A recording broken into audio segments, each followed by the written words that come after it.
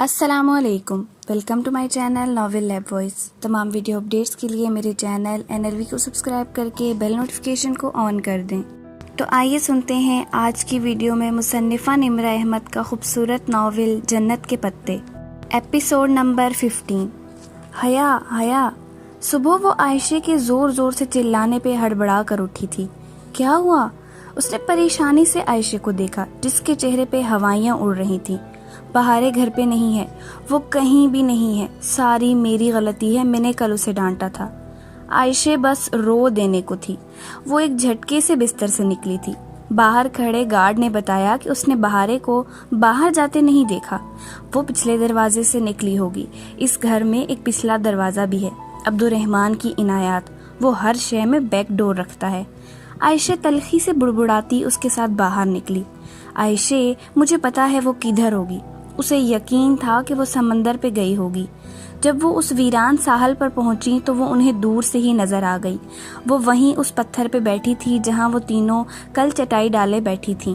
اس کے گنگریالے بال ہوا سے اڑ رہے تھے اور وہ خالی خالی نگاہوں سے سامنے سمندر کو دیکھ رہی تھی۔ اس کے ایک ہاتھ میں سیب اور دوسرے میں چھرا تھا۔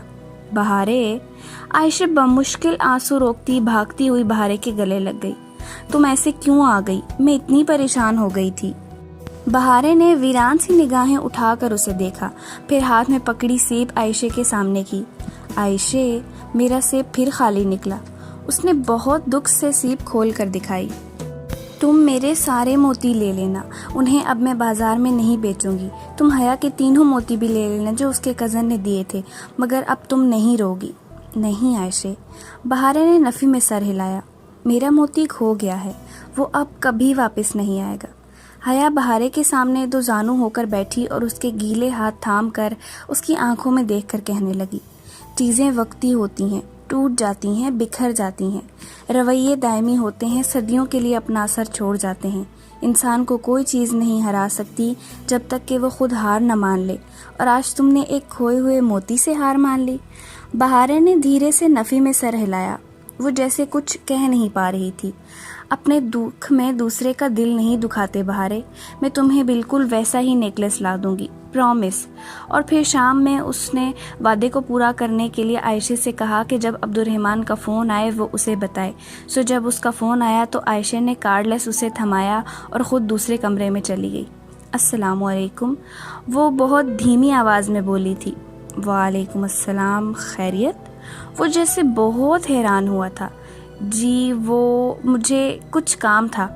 اسے یاد تھا کہ آخری دفعہ اس نے جب عبدالرحمن کو کام کہا تھا تو اس کا نتیجہ بہت بھیانک نکلا تھا، مگر وہ اب اسے ایک موقع اور دے رہی تھی۔ کہیے، آپ کو ہم سے بات کرنے کا خیال صرف کام کے وقت ہی آتا ہے، مگر کہیے۔ دل تو اس کا چاہا کہ فون دیوار پہ دے مارے، مگر برداشت کر گئی اور ساری بات کہہ سنائی۔ آخر میں بولی، آپ مجھے اس شاپ کا نام بتا سکتے ہیں جہاں سے آپ نے وہ نیکلس لیا تھا؟ وہ میرا گفٹ تھا، سو مجھے ہی دوبارہ لینا چاہیے، لیکن چونکہ میں ابھی ملک سے باہر ہوں تو میرا بندہ اس شاپ کے واؤچرز آپ کو دے جائے گا۔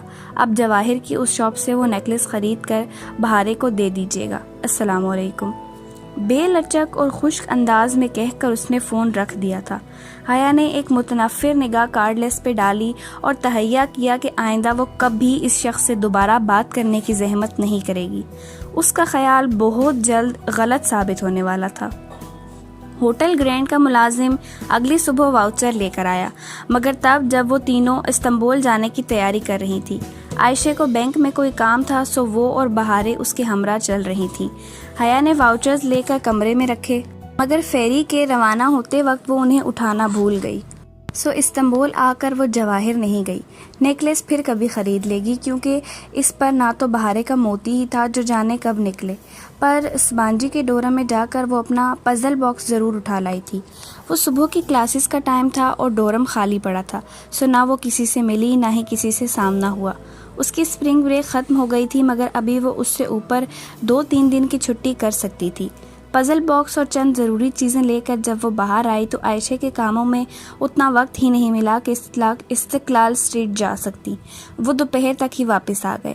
اپنا پزل باکس اس نے احتیاط سے الماری میں کپڑوں کے نیچے رکھا۔ اب اس نے جلد از جلد اسے کھولنا تھا۔ رات وہ عائشہ اور بہارے کے سونے کے بعد پزل باکس نکال کر دبے قدموں میں چلتی باہر آئی۔ اس کا رخ کچن کی طرف تھا۔ کاؤنٹر سے ٹیک لگا کر کھڑے اس نے کوٹ بار کی سلائیڈز اوپر نیچے کرنا شروع کی۔ پہلے اس نے عائشہ لکھا مگر باکس جامد رہا۔ اسے یہی توقع تھی۔ یقیناً باکس لیتے ہی خریدار نے پاسورڈ بدل دیا ہوگا۔ پھر اس نے یانگن لکھا جو آگ کو ترکی میں کہتے ہیں۔ باکس جو کا توں رہا۔ اسے یہی امید تھی۔ اب اسے وہ کرنا تھا جس کی طرف ہراکلیتس کا قول اشارہ کر رہا تھا۔ آگ، اصلی والی آگ۔ اس نے ماچس اٹھائی اور تیلی سلگھا کر باکس کے قریب لائی، مگر آنچ لکڑی کو سیاہ کرنے لگی اور شعلہ تیلی کو کھا کر اس کی انگلی تک پہنچنے لگا تو اس نے جھنجھلا کر تیلی پھینکی۔ چند لمحے وہ کچھ سوچتی رہی پھر باکس لیے باہر آئی۔ لیونگ روم کا آتش دان سرد پڑا تھا۔ اس نے نوب پھیر کر آگ لگائی تو مصنوعی لکڑیوں والا ہیٹر جل اٹھا۔ وہ باکس کو دونوں ہاتھوں میں پکڑے اس جگہ کے قریب لائی جہاں صرف دیکھتے انگارے تھے، شعلے نہ تھے۔ ہیٹر کی تپش اس کی انگلیوں کو چھونے لگی۔ وہ ضبط کر کے باکس پکڑے بیٹھی رہی۔ بار بار نگاہوں کے سامنے وہ تکلیف، وہ رات ابھرتی، الاؤ، کھولتا مایا، دہکتی سلاخیں۔ اس نے سر جھٹک کر توجہ پزل باکس کی طرف مرکوز کی۔ اس نے اسے ذرا ترچھا پکڑ رکھا تھا، یوں کہ اس کی دو اطراف انگاروں کے سامنے تھی۔ جو طرف ذرا زیادہ سامنے تھی اس پہ حروف ابھرنے شروع ہو گئے تھے۔ حروف بلکہ الفاظ، فکرے۔ اس نے حیرت سے باکس کی اس سائڈ کو دیکھا جس کا رنگ تپش کے ساتھ سیاہ ہو رہا تھا اور اوپر سنہری سے الفاظ ابھر رہے تھے۔ وہ شاید لاشعوری طور پر کسی 6 حرفی لفظ کی توقع کر رہی تھی، مگر یہاں تو… حیا نے باکس آگ سے ہٹا کر دیکھا۔ اس پہ لکھے 2 فقرے واضح تھے۔ وہ کوئی نظمیہ شعر تھا۔ Mark on Homer's doubts, a stick with twin sprouts. Homer کے شبہات پہ نشان زدہ ایک چھڑی جس کی 2 نوکیں ہوتی ہیں۔ وہ ابھی ان الفاظ پہ ٹھیک سے الجھ بھی نہ سکی کہ اس کی نگاہیں اس سیاہ ہوتی طرف سے متصل طرف پڑیں۔ جو ذرا سی تپش اس جگہ کو ملی تھی اس نے وہاں چند ادھورے حروف ظاہر کیے تھے۔ حیا نے وہ طرف آگ کے سامنے کی۔ ادھورے الفاظ مکمل ہو کر ایک شعر میں ڈل گئے۔ Round the emerald cross field and the freedom petrified, مسلوب زدہ زمرد دار اور ٹھہری ہوئی آزادی کے گرد۔ کسی احساس کے تحت اس نے تیسرے متصل دیوار کو آنچ دکھائی۔ باکس کی تیسری طرف بھی کسی جادوئی اثر کی طرح سیاہ پڑنے لگی اور اوپر جیسے کوئی اندیکھا قلم سنہری روشنائی سے لکھنے لگا۔ Snapped there a blooded pine, split there some tear divines۔ ادھر خون میں ڈوبا صنوبر چٹخا تھا اور آفاقی آنسو بکھرتے تھے۔ اب کوٹ بار سے متصل 2 دیواریں اور تیسری جو کوٹ بار کے بالکل متوازی تھی حروف سے بھری جا چکی تھی۔ باقی اوپر ڈھکن کی سطح جہاں ہراکلیتس کا قول لکھا تھا رہ گئی تھی، یا پھر نچلی طرف۔ اس نے دونوں کو آنچ دکھائی مگر کچھ نہ ہوا۔ اب صرف کوٹ بار والی طرف بچی تھی۔ حیا نے احتیاط سے اس کو انگاروں کے قریب کیا۔ جیسے جیسے تپش لکڑی کو چھوتی گئی کوٹ بار کے 6 چوکھٹوں کے اوپر ایک شعر ابھرتا گیا۔ A love lost in symbolic smell under which the lines dwell۔ علامتی خوشبو میں ایک پیار کھو گیا جس کے نیچے لکیریں رہتی ہیں۔ پزل باکس کا آخری شعر 8 مصروں کی نظم مکمل ہو گئی تھی۔ اب یہ نظم کس طرف اشارہ کر رہی تھی یہ ابھی اس کو سوچنا تھا۔ پہلی بار اسے بری طرح سے معتصم کی کمی محسوس ہوئی تھی۔ بہاریں پھول چننے کے لیے گئی تھی اور اب نیچے درختوں میں ادھر ادھر بھاگتی پھر رہی تھی۔ نیکلس کا غم اب تک اسے بھول بھال چکا تھا۔ وہ عائشہ کے ساتھ ایک درخت تلے چٹائی پہ بیٹھی اس کی ہدایت کے مطابق ہاتھ میں پکڑے لکڑی کے ٹکڑے کو تراش رہی تھی۔ سپہر کی نرم سی دھوپ سرخ صنوبر کے درختوں سے چھن چھن کر ان پہ گر رہی تھی۔ ایک پزل باکس بنانے کے لیے 507 لکڑی کے چھوٹے بڑے ٹکڑے درکار ہوتے تھے۔ خاصا محنت طلب کام تھا۔ عائشہ نے اناتولیا کے ایک گاؤں میں کسی معمر چینی کاریگر سے یہ فن سیکھا تھا۔ تمہیں واؤچرز منگوانے کی ضرورت نہیں تھی۔ عبد الرحمن کی تو قیمتی تحائف دینے کی عادت ہے، یوں ہی بہارے کی عادتیں بگڑتی جائیں گی۔ اس کی بات پہ حیا نے سر اٹھایا۔ اس نے ڈھیلی چوٹی باندھ کر آگے کو ڈال رکھی تھی اور چند لٹیں چہرے کے اطراف میں جھول رہی تھی۔ میں تو اپنی طرف سے دینا چاہتی تھی مگر اس نے میری پوری بات ہی نہیں سنی. اب لے ہی آیا ہے تو واپس کیا کرنا. وہ سر جھکا کر رندا لکڑی کے ٹکڑے پہ آگے پیچھے کرنے لگی. لکڑی کے باریک رول شدہ چپس نیچے گر رہے تھے. اور ہاں، بہارے نے تمہارے لیے کچھ خریدا تھا. اسے لگا اس نے تم سے اس دن بہت بدتمیزی کر دی تھی. اچھا، کیا خریدا ہے؟ وہ مدھم مسکراہٹ کے ساتھ پوچھنے لگی. ایک ریشمی سکارف ہے. مگر میں تو سر پہ سکارف نہیں لیتی. بے اختیار اس کے لبوں سے نکلا، پھر پچھتائی. کسی کے تحفے کے لیے ایسا تو نہیں کہنا چاہیے. کوئی بات نہیں، تم گردن میں لے لینا. ہاں، یہ ٹھیک ہے. وہ مسکرا کر دوبارہ رندا لکڑی پہ رگڑنے لگی. تمہیں پتہ ہے عائشے، جب میں چھوٹی تھی نا، 10-11 سال کی، تب مجھے اسکارف پہننے کا بہت شوق تھا. میرے ابا اور تایا فرقان دونوں مجھے اکثر سر ڈھانپنے کو کہا کرتے تھے. انہیں ایسے بہت اچھا لگتا تھا. میری اماں بھی چاہتی تھیں کہ میں سر ڈھکا کروں تاکہ میرے چہرے پہ نور آ جائے اور میں اللہ تعالیٰ کے بہت قریب ہو جاؤں. انہوں نے مجھے قرآن حفظ کرنے کے لیے ایک اسلامک اسکول میں بھی داخل کروایا، مگر میں وہاں سے تیسرے روز ہی بھاگ آئی. تب میرا اسکارف پہننے کو بہت دل چاہتا تھا، تو کیوں نہیں لیا؟ جواباً حیا نے دھیرے سے شانے اچکائے. مجھے آہستہ آہستہ سمجھ آ گئی کہ میرا فیس کٹ ایسا ہے کہ میں اسکارف میں اچھی نہیں لگوں گی. وہ کہہ کر سر جھکائے کام کرنے لگی. عائشہ اسی طرح ہاتھ روکے اس کو دیکھ رہی تھی. کس کو؟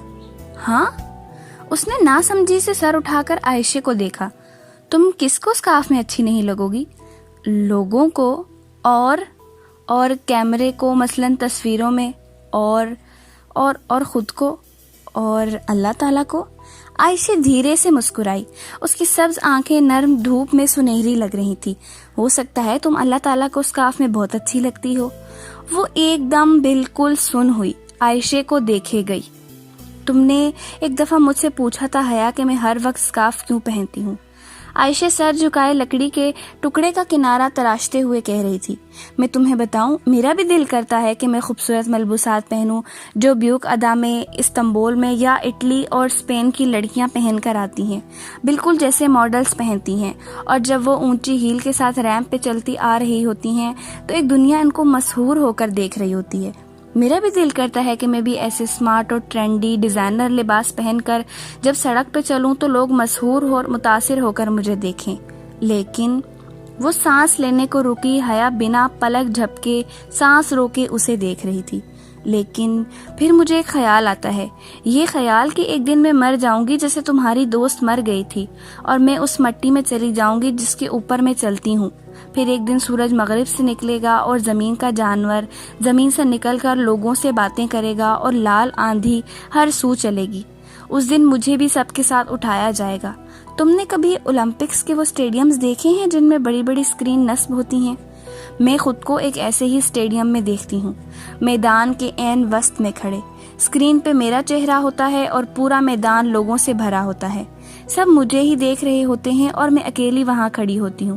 میں سوچتی ہوں حیا، اگر اس وقت میرے رب نے مجھ سے پوچھ لیا کہ اناتولیا کی عائشہ گل، اب بتاؤ تم نے کیا کیا؟ یہ بال، یہ چہرہ، یہ جسم، یہ سب تو میں نے تمہیں دیا تھا. یہ نہ تم نے مجھ سے مانگ کر حاصل کیا اور نہ ہی اس کی قیمت ادا کی تھی. یہ تو میری امانت تھی. پھر تم نے اسے میری مرضی کے مطابق استعمال کیوں نہیں کیا؟ تم نے اس سے وہ کام کیوں کیے جن کو میں ناپسند کرتا ہوں؟ تم نے ان عورتوں کا رستہ کیوں چن لیا جن سے میں ناراض تھا؟ میں نے ان سوالوں کے بہت ثواب سوچے ہیں مگر کوئی جواب مجھے مطمئن نہیں کرتا. روز صبح اسکارف لینے سے پہلے میری آنکھوں کے سامنے ان تمام حسین عورتوں کے دلکش سراپے گردش کرتے ہیں جو ٹی وی پہ میں نے کبھی دیکھی تھیں، اور میرا دل کرتا ہے میں بھی ان کا راستہ چن لوں. مگر پھر مجھے وہ آخری عدالت یاد آ جاتی ہے. تب میں سوچتی ہوں کہ اس دن میں اللہ کو کیا جواب دوں گی. میں ترازو کے ایک پلڑے میں وہ سراپا ڈالتی ہوں جس میں میں خود کو اچھی لگتی ہوں، اور دوسرے میں وہ جس میں اللہ کو اچھی لگتی ہوں. میری پسند کا پلڑا کبھی نہیں جھکتا، اللہ کی پسند کا پلڑا کبھی نہیں اٹھتا. تم نے پوچھا تھا کہ میں اسکارف کیوں لیتی ہوں، سو میں یہ اس لیے کرتی ہوں کیونکہ میں اللہ کو ایسے اچھی لگتی ہوں. وہ اب چھرے کی نوک سے لکڑی کے کنارے پہ خم ڈال رہی تھی. لڑکیاں سمندر کی ریت کی مانند ہوتی ہیں حیا، عیاں پڑی ریت. اگر ساحل پہ ہو تو قدموں تلے رون دی جاتی ہے اور اگر سمندر کی تہ میں ہو تو کیچڑ بن جاتی ہے، لیکن اسی ریت کا وہ ذرہ جو خود کو ایک مضبوط سیپ میں ڈھک لے وہ موتی بن جاتا ہے۔ جوہری اس ایک موتی کے لیے کتنے ہی سیب چنتا ہے، پھر اس موتی کو مخملی ڈبوں میں بند کر کے محفوظ تجوریوں میں رکھ دیتا ہے۔ دنیا کا کوئی جوہری اپنی دکان کے شو کیس میں اصلی جیولری نہیں رکھتا، مگر ریت کے ذرے کے لیے موتی بننا آسان نہیں ہوتا۔ وہ ڈوبے بغیر سیپ کو کبھی نہیں پا سکتا۔ حیا اب اسے نہیں دیکھ رہی تھی۔ وہ سر جھکائے ریگمال لکڑی کے ٹکڑے پہ رگڑ رہی تھی۔ لکڑی کی گنگریالی پتریاں اتر کر نیچے گر رہی تھی۔ اس کے اندر بھی کچھ ایسا ہی چٹخ رہا تھا۔ کیا؟ وہ سمجھ نہیں پاتی تھی، اور کبھی کبھی اسے لگتا وہ کبھی نہیں سمجھ سکے گی۔ کبرا بہلول کے گھر اور ان کے کھیت میں کام کرتے، ادرک چائے کے پتے چنتے، ان کی مرغابیوں کو دانہ ڈالتے، وہ اب ان سے چھوٹے چھوٹے بظاہر بے سرر سوال کثرت سے پوچھنے لگی تھی۔ وہ عائشہ کے بتائے گئے 2 کو کبرا پہلو کے 2 سے جمع کرتی، جواب 4 کے بجائے 400 نکلتا۔ اب اسے پھر سے عبد الرحمن پاشا کے فون کا انتظار تھا، کب وہ فون کرے اور وہ اپنے پتے پھینکے۔ کھیل پاشا نے شروع کیا تھا، اسے ختم اب وہ کرے گی۔ چند ہی روز میں اسے یہ موقع مل گیا۔ فون کی گھنٹی بجی تو اس نے کارڈ لیس اٹھایا اور اوپر اسٹڈی میں آ گئی۔ ہیلو، اس نے بظاہر سادگی سے کہا۔ دوسری جانب چند لمحوں کی خاموشی چھائی رہی، پھر اس کی بھاری کھردری آواز سنائی دی۔ حیا بی بی، کیسی ہیں آپ؟ میں ٹھیک ہوں، آپ سنائیے۔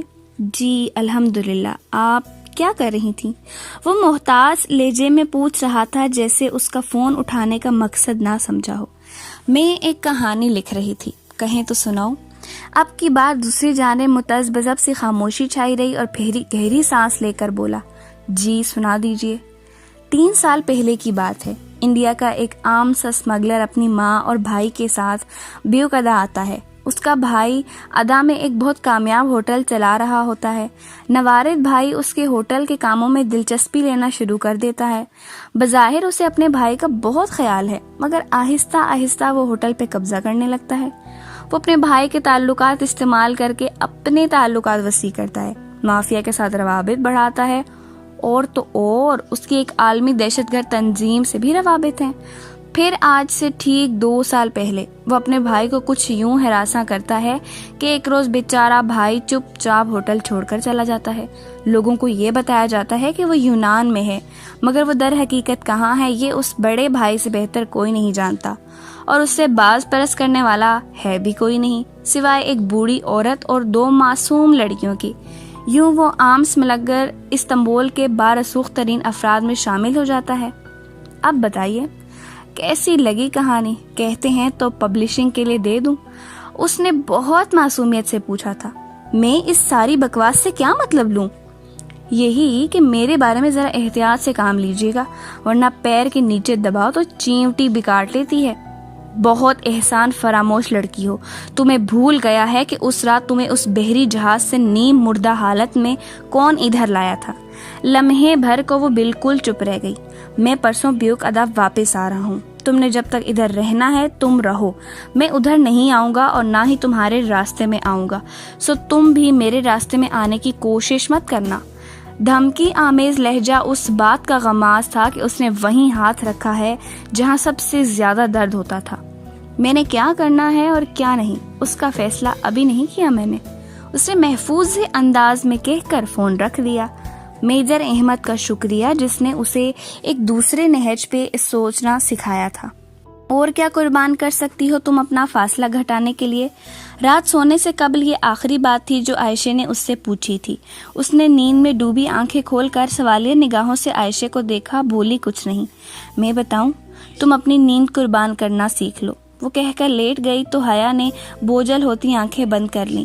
صبح فجر کی اذان کے ساتھ ہی بہاریں اس کا کندھا جھنجھوڑ کر اسے اٹھا رہی تھی۔ اٹھ جاؤ، عائشہ نے کہا، آج سے تم بھی ہمارے ساتھ قرآن پڑھنے جاؤ گی۔ میں؟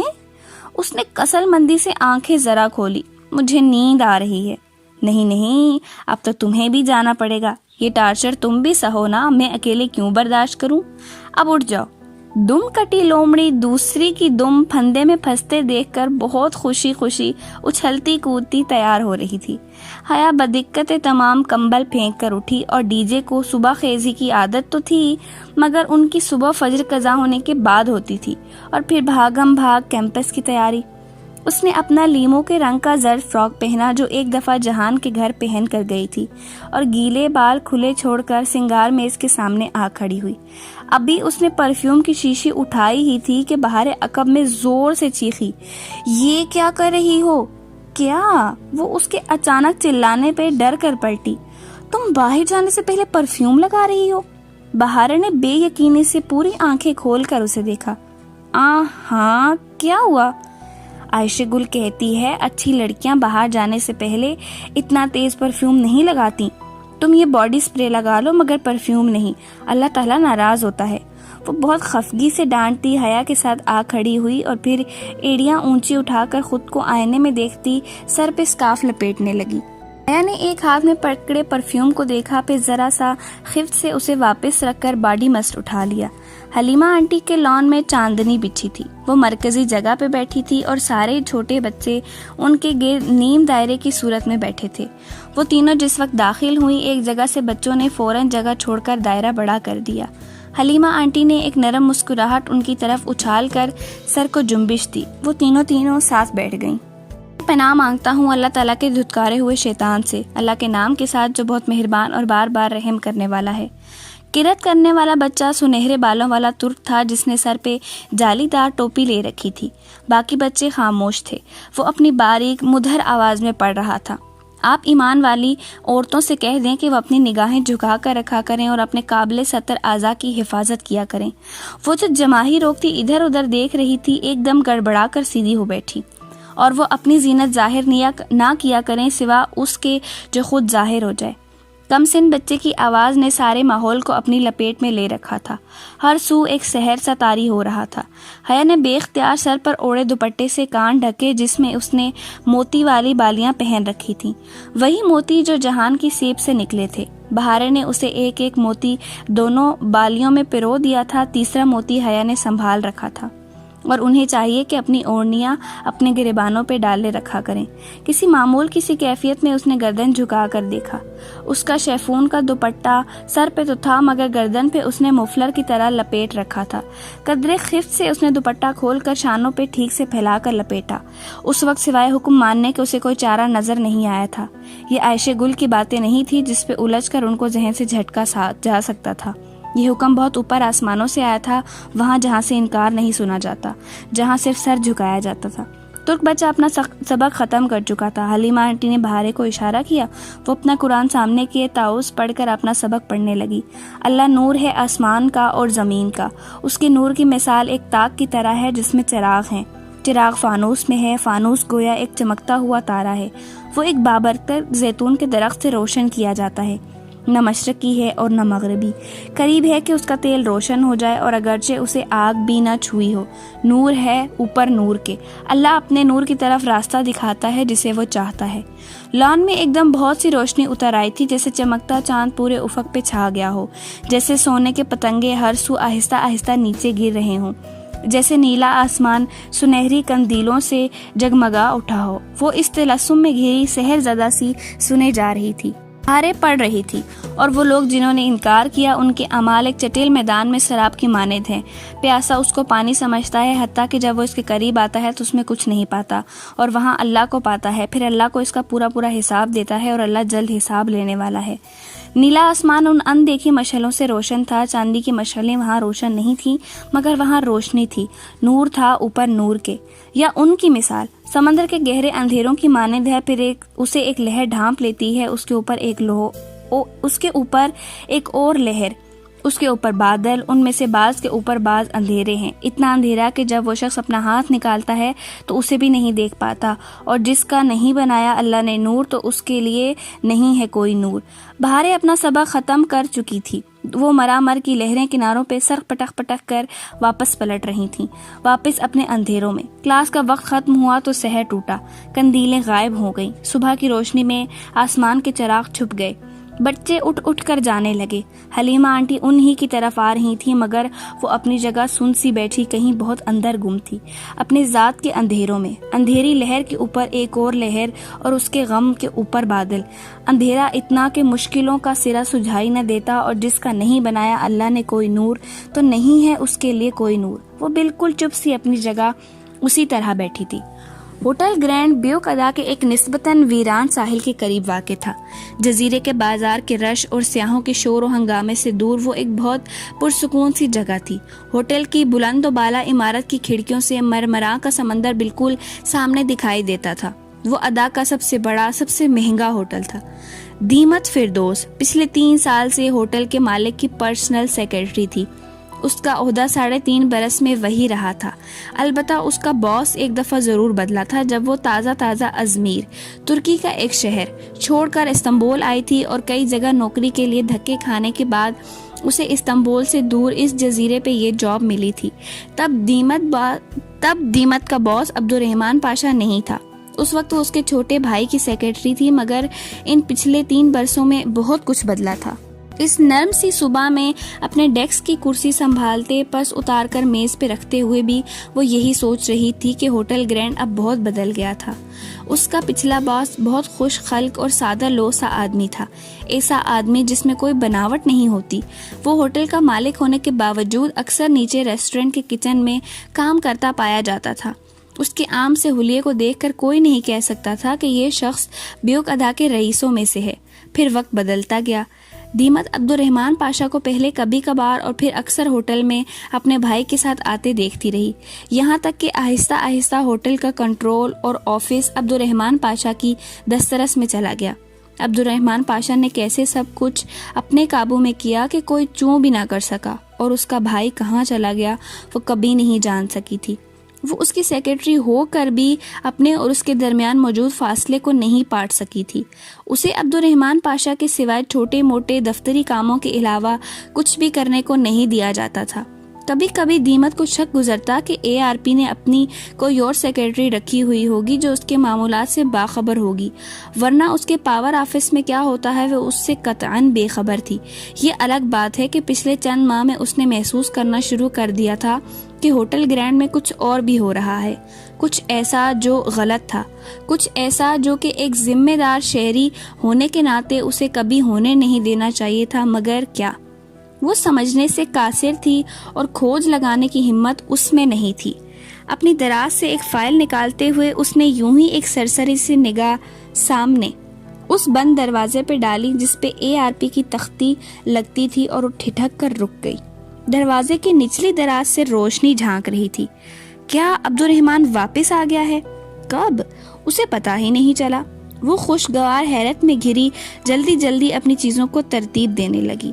دنیا چاہے جو بھی کہے، وہ عبدالرحمن پاشا کی سب سے بڑی پرستار تھی۔ اس نے زندگی میں کبھی اتنا سحر انگیز اور شاندار آدمی نہیں دیکھا تھا۔ بات ہینڈسم ہونے یا نہ ہونے کی نہیں تھی، بات اس وقار اور مقناطیسیت کی تھی جو اس آدمی کی شخصیت کا خاصہ تھی۔ اسی لمحے انٹر کام کی گھنٹی بجی۔ اس نے جلدی سے فون اٹھایا۔ یس سر۔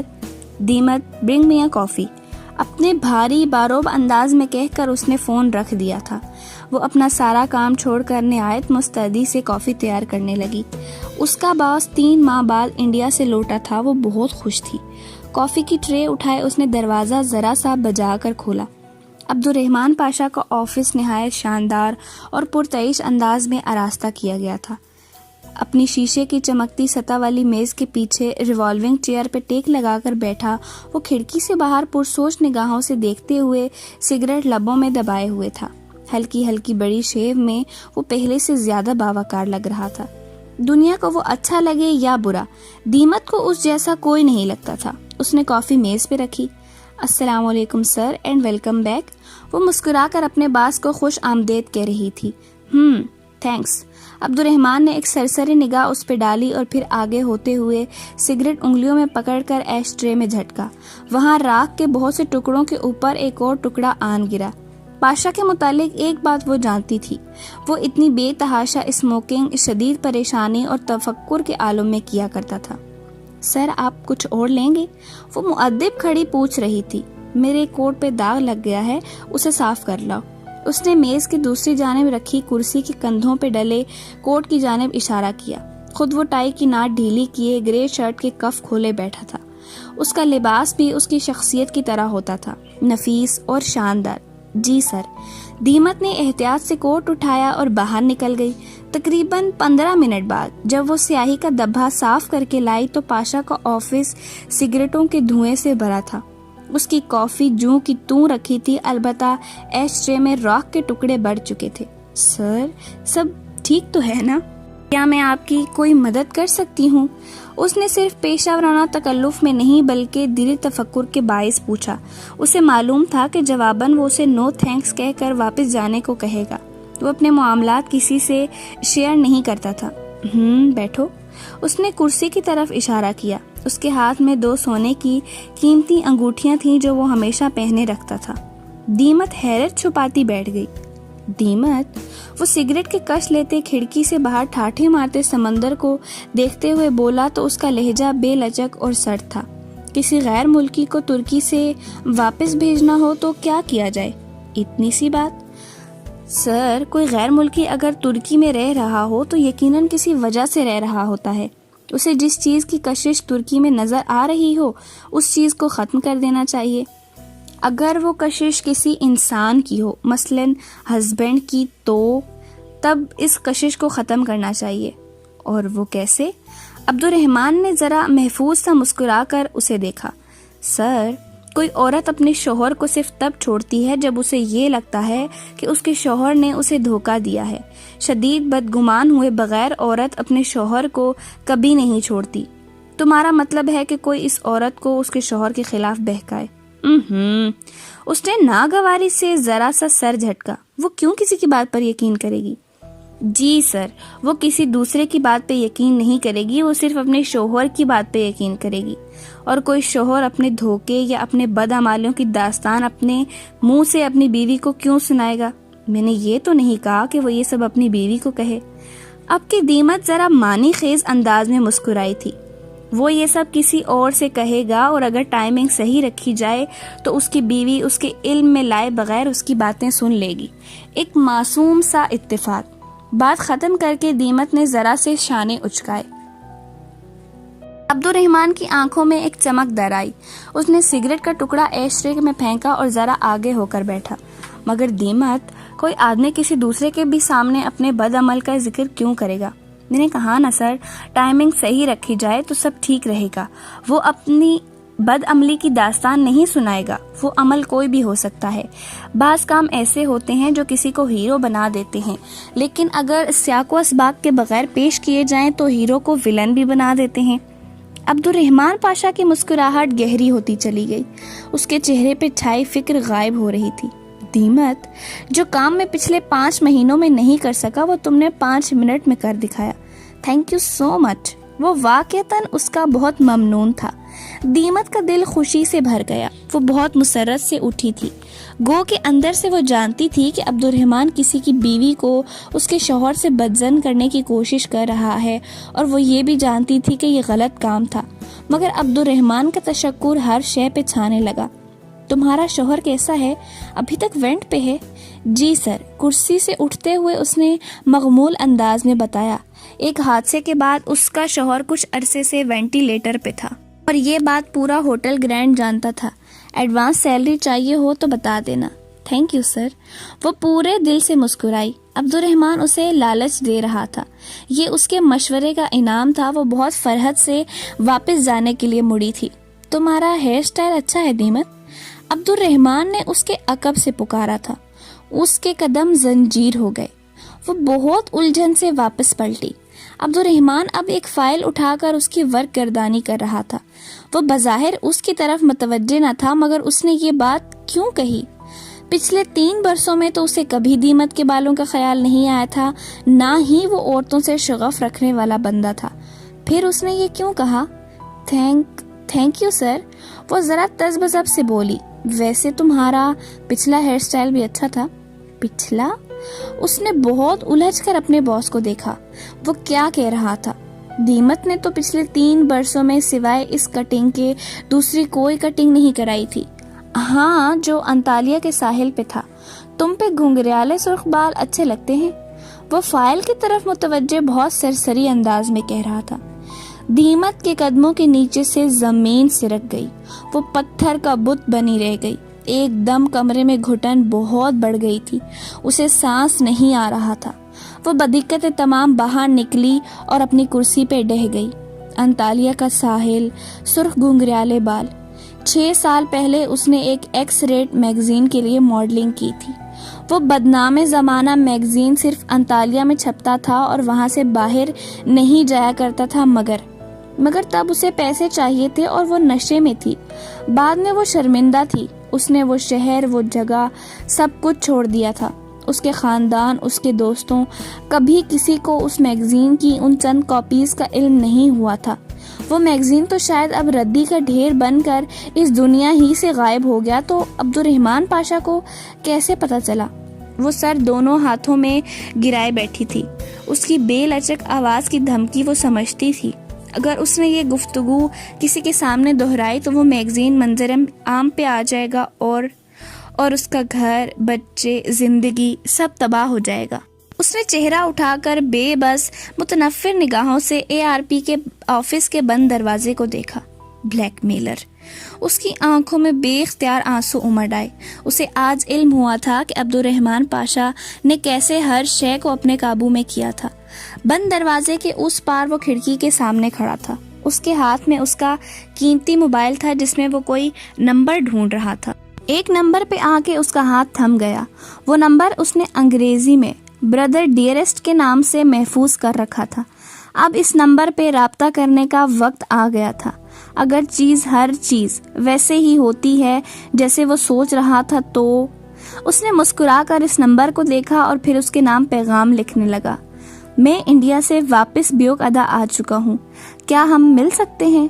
پیغام جانے کے پورے 1.5 منٹ بعد اسی نمبر سے جواب آیا تھا۔ جہنم میں جاؤ تم، میں تمہاری شکل بھی نہیں دیکھنا چاہتا۔ وہ پیغام پڑھتے ہوئے محفوظ سے انداز میں ہنس پڑا، پھر مسکرا کر سر جھٹکتے ہوئے جوابی پیغام لکھنے لگا۔ میں جہنم میں بعد میں جاؤں گا، پہلے تم سے تو مل لوں۔ تم ہوٹل گرینڈ آؤ گے یا میں استقلال اسٹریٹ میں برگر کنگ پہ آ جاؤں؟ سینڈ کا بٹن دباتے وقت وہ جانتا تھا کہ اس کے برادر ڈیئرسٹ کا جواب ان دونوں جگہوں میں سے کوئی ہوگا۔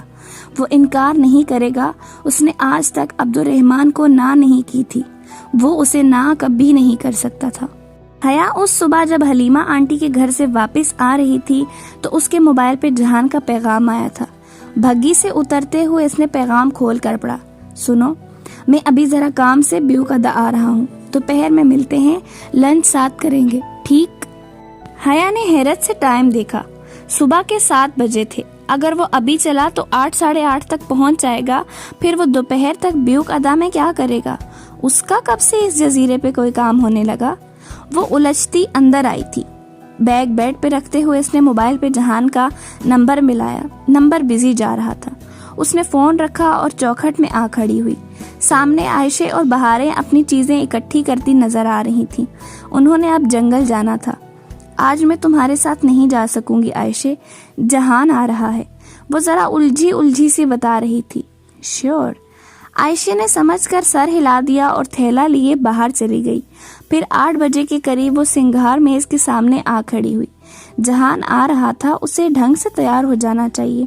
اس نے ہلکے ہلکے نم بالوں میں برش پھیرا، پھر ایک دراز سے وہ تھیلی نکالی جس میں اس کا تیسرا موتی رکھا تھا۔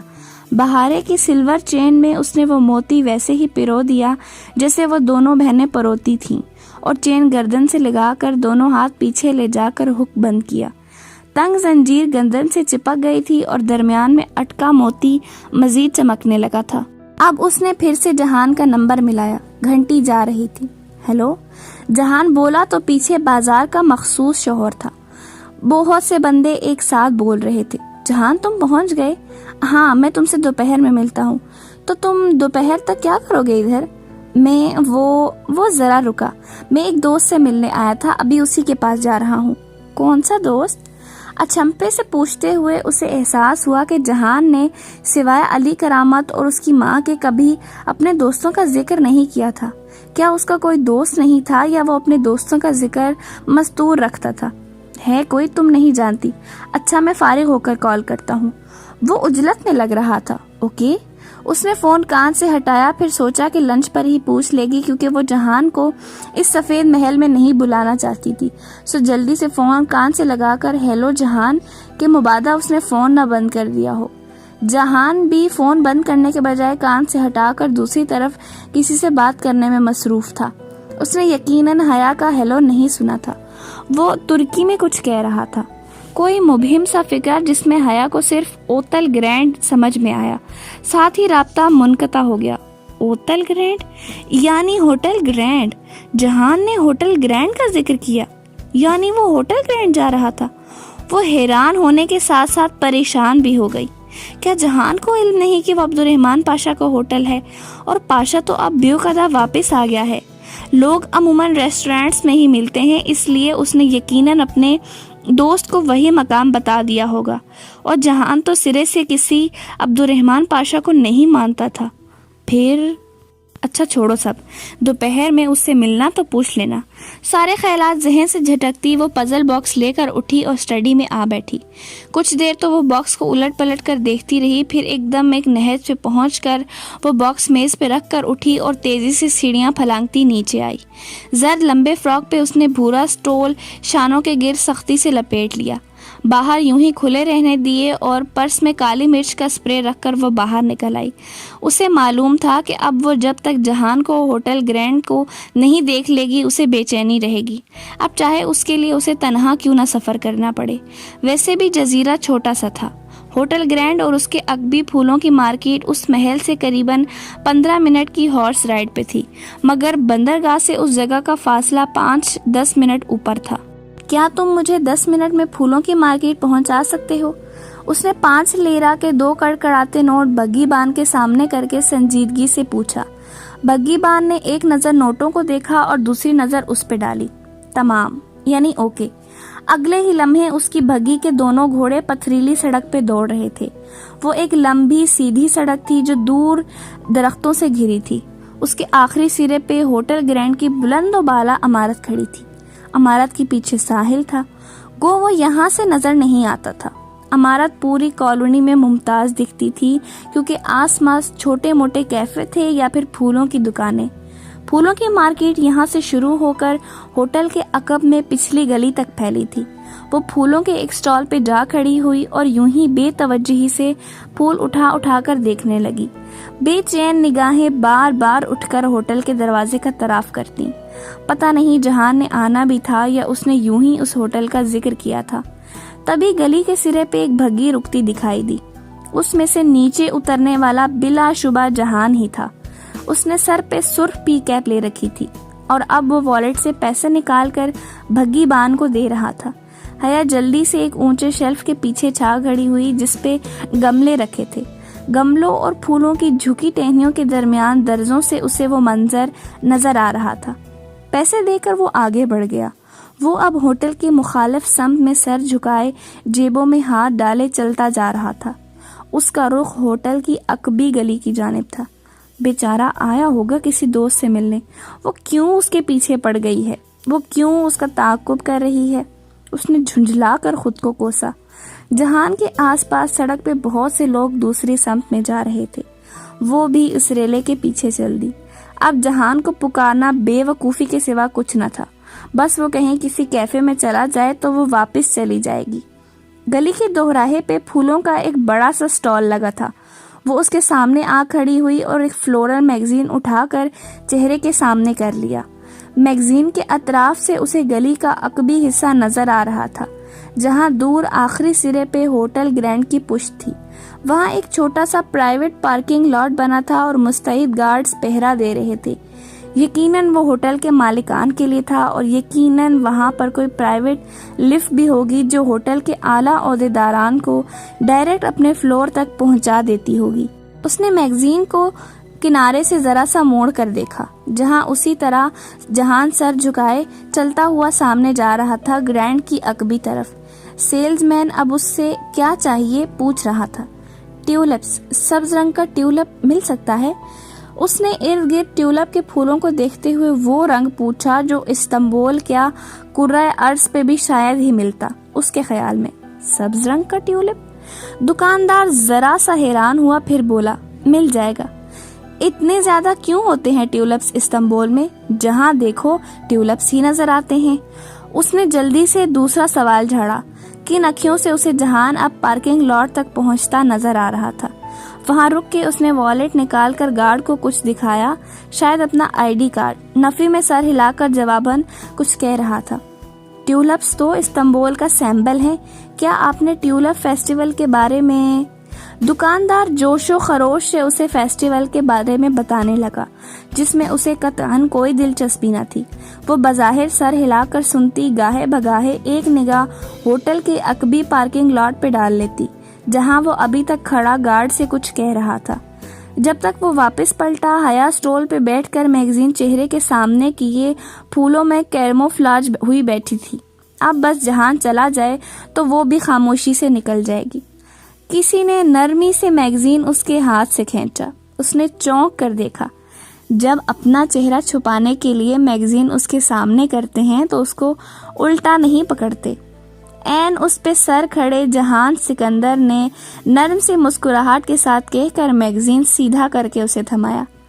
اگر زمین میں گڑ جانے سے زیادہ مبالغہ آمیز محاورہ ہوتا تو وہ اس وقت حیا سلیمان پہ صادق اترتا۔ وہ قدرے بوکھ لا کر کھڑی ہوئی۔ اوہ، تم ادھر کیا کر رہے ہو؟ جواباً جہان نے مسکراہٹ دبائے سوالیہ ابرو اٹھائی۔ نہیں، بلکہ میں ادھر کیا کر رہی ہوں؟ وہ ذرا خفت سے مسکرائی۔ میں ایک کام سے آیا تھا اور تم شاید میرے پیچھے۔ وہ مسکرا کر بولا مگر اس کا چہرہ ذرا ستا ہوا لگ رہا تھا۔ نہیں، تمہارے پیچھے کیوں؟ میں بھی ایک کام سے آئی تھی۔ وہ سنبھل کر مسکرا کر بولی، البتہ دل ابھی تک یوں ہی دھک دھک کر رہا تھا۔ واقعی؟ ہاں، میں اس علاقے پہ ایک رپورٹ لکھ رہی ہوں، حالانکہ ایک جرنلسٹ دوست کے لیے۔ بہت دلچسپ ہے۔ جہان نے جواباً نگاہیں جھکا کر اس کے خالی ہاتھوں کو دیکھا۔ اور تم کاغذ کے بغیر ہی رپورٹ لکھتی ہو؟ یہ نوٹ بک کہاں گئی؟ اوہ، یہ رکھی ہے۔ اس نے اب بہت اطمینان سے اسٹال کے اس طرف دکان کے کاؤنٹر پہ رکھی نوٹ بک اٹھائی اور اسے اپنے سینے سے لگا کر بازو لپیٹتے ہوئے مسکرا کر جہان کو دیکھا۔ جہان نے گردن موڑ کر دکاندار کو دیکھا۔ دکاندار نے ایک قلم میز سے اٹھا کر حیا کی طرف بڑھایا۔ یہ آپ کا قلم، کیا میرے انٹرویو کے ساتھ میری تصویر بھی چھکے گی؟ ترک دکاندار نے بہت سادگی سے پوچھا تھا۔ کوشش کروں گی۔ اس نے مسکراہٹ دبائے سر ہلا دیا۔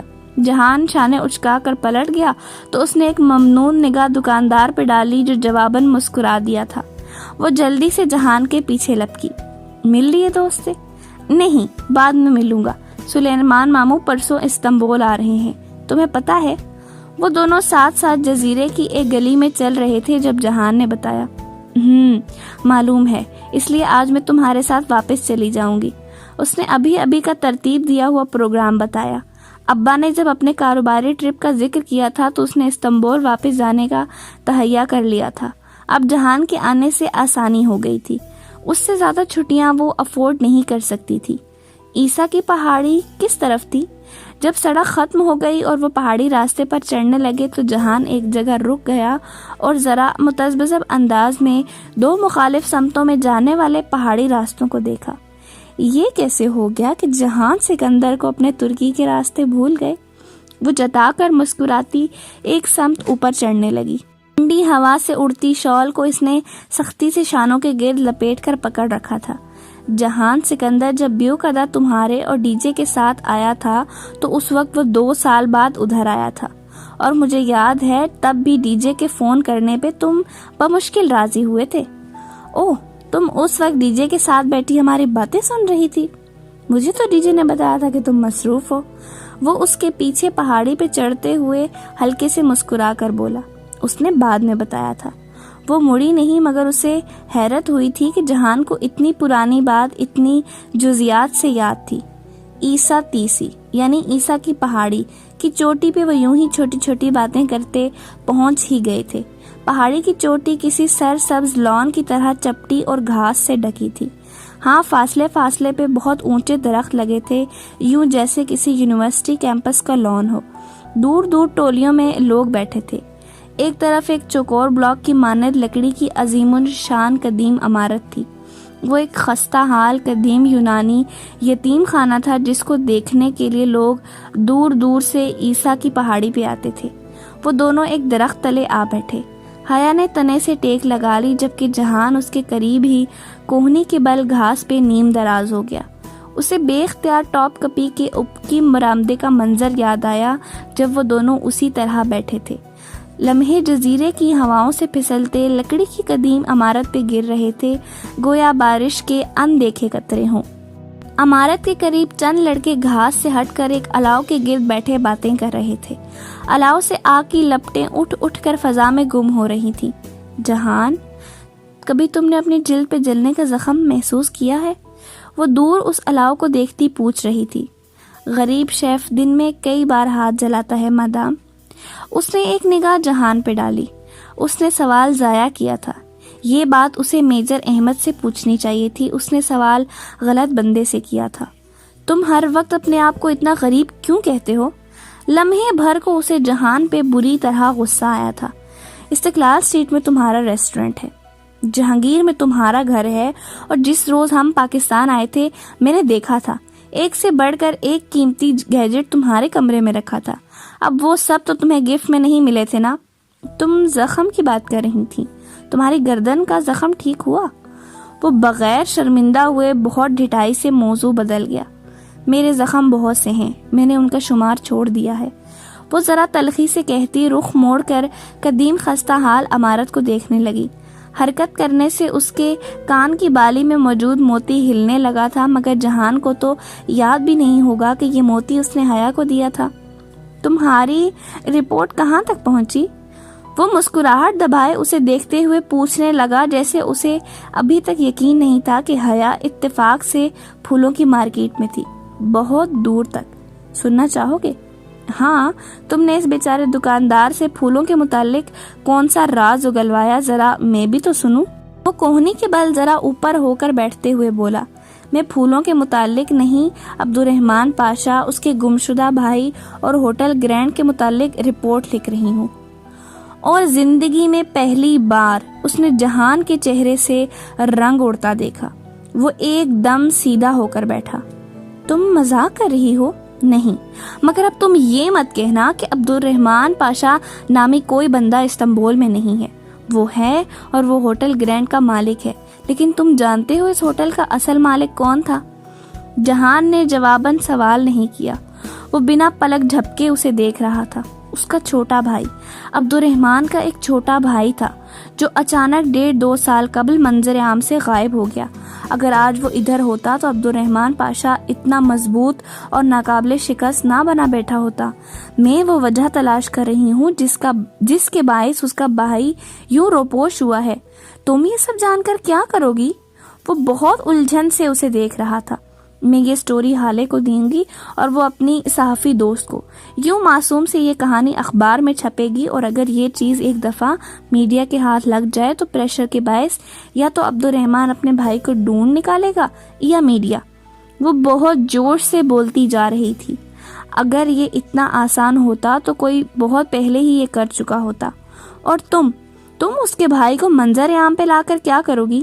میں چاہتی ہوں کہ لوگ اس غلط فہمی سے نکل آئیں کہ عبدالرحمن پاشا کسی وولڈمورٹ لوٹ کا نام ہے۔